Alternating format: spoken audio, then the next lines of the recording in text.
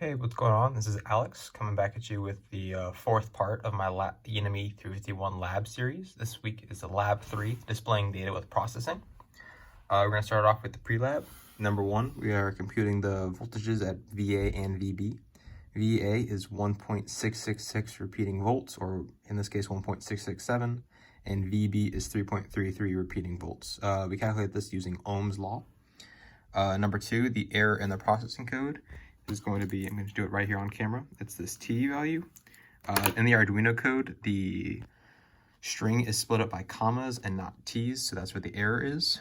And number 3, the code plots a circle of radius 5.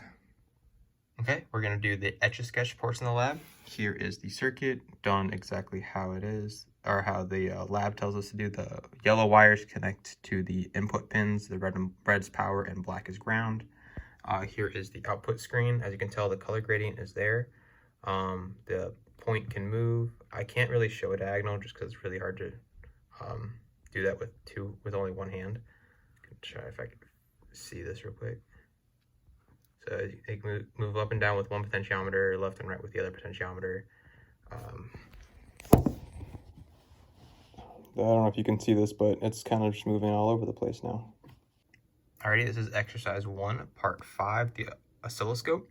As you can see, it's moving back and forth and resetting every time it hits the right side. As I move my bottom potentiometer, hopefully you can see that. You can see that it's moving up and down and resetting every single time it hits. Every dot is at 50 millisecond intervals.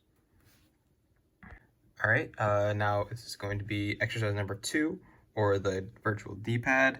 Here's my D-pad, nice and organized. This is the left, right, up and down. It feeds into pins 2 through 6 on my Arduino. I've already started erasing some of it. It's very hard to tell exactly where my cursor is without a border. I cannot figure out how to actually get a border without the border sticking and leaving like this black trail. But if I oriented it correctly, I should hit the top of that blue square in the bottom left. And it's currently outputting its coordinates. It just went through the purple and through the red square. Yeah, it's outputting coordinates where the cursor is on the bottom. I don't have grid lines though, so it's a little bit hard to tell. I'm gonna move it up just a little bit. That was way too much. Move it back down some. And then I'm gonna move it left again, and I should be erasing other parts. It's erasing like the tops. See, that was kind of like erasing the bottom of the spring. I know we're not supposed to be doing that, but it's just very finicky of getting exactly where I want it to be. Thank you.